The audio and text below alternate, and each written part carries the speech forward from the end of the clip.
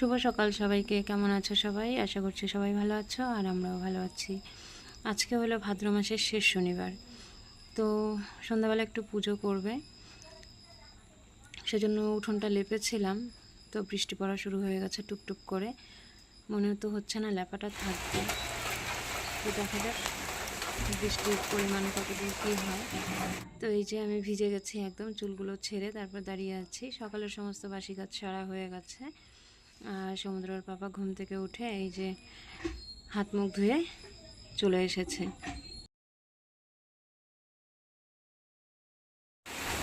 তো দেখো আস্তে আস্তে বৃষ্টি কিন্তু বেড়েই চলেছে।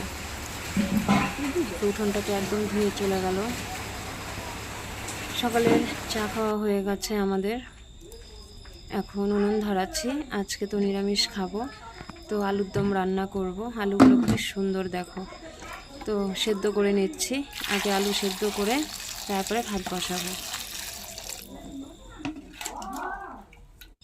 নিরামিষ আলুর দম রান্না করতে গেলে আদা জিরে বাটা এই দুটোই কিন্তু লাগে। তো আদাও নেই, জিরেও কম ছিল। তো এই যে সমুদ্রের পাপা সমুদ্র এখন যাচ্ছে দোকানে। আর রান্না করব শাপলা। তো আমরা এই 1-2 মাস খুবই শাপলা খাই। আমি আগে পছন্দ করতাম না, এখন খাই। তো এই যে শাপলা নিয়ে এসছে, কেটে নিচ্ছি। আমার শাপলাটা ছিলতে ভীষণ ভালো লাগে। আগেও খেতাম না, কিন্তু বাপের বাড়িতে যখন আনতো তখন মাকে ছুলে দিতাম। শাপলা ফুলগুলোরও কিন্তু বড়া খাওয়া যায়। একটু আতপ চাল আর মুসুর ডাল বেটে তারপর পেঁয়াজ কাঁচা লঙ্কা এসব দিয়ে বড়া করলে ভীষণ ভালো লাগে। তো আজকে করব না বড়া। আলু সেদ্ধ হয়ে গেছে, আলু ঠান্ডা করে তারপর এই যে ছুলে রেখে দিয়েছি। তো চলো একে একে রান্নাটা করে নিই। আজকে তো নিরামিষ, সব লঙ্কা কালো জিরে ফোড়ন দিয়েই করতে হবে। ভাতও হয়ে গেছে, আর আমি এই যে এদিকে মশলা বেটে রেখেছি। লঙ্কা বাটা আদা জিরে একসঙ্গেই বেটেছি সব।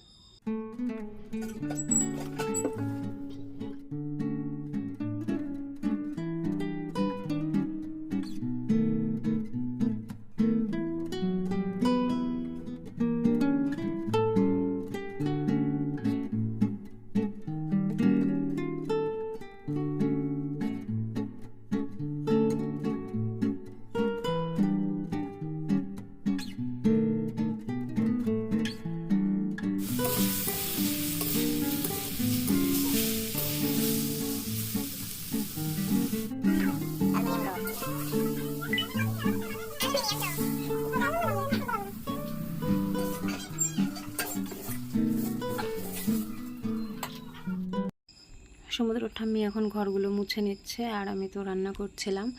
আর সমুদ্রের পাপা সমুদ্রের সাইকেলটা ঠিক করছে। ছোট সাইকেলটা একদমই খারাপ হয়ে গেছে, তো বড় সাইকেলটা চাচ্ছে কয়েকদিন থেকে। বড় সাইকেলটা কেনার পর থেকে খুব একটা বেশি বের করি না, তো আজকে বলছে ঠিক করে দিতেই হবে। তো সাইকেলটা ঠিক করছে আর কি। সব কিছু কেমন ঢিলে ঢিলে ছিল, সেগুলোকে নাটগুলোকে টাইট দিচ্ছে। আর এই যে ফুল গাছগুলো দেখতে পাচ্ছ, এগুলো মামার বাড়ির থেকে এনেছিল। তো এমনি মাটিতে পুঁতে রাখা হয়েছিল, ঠিকঠাক মতো লাগানো হয়নি। এখানে 3-4 রকমের ফুলের গাছ আছে। একটা তোমরা টাইম ফুল বলি, আর কি কি ফুল গাছ আছে ঠিকঠাক নাম জানিও না। আর এই যে ছোটো কাকি বানাচ্ছে তুলসী মঞ্চ। এখন তো বর্ষা চলে গেছে, এখন মাটি দিয়ে সুন্দর করে বানালে দেখতে ভালো লাগবে।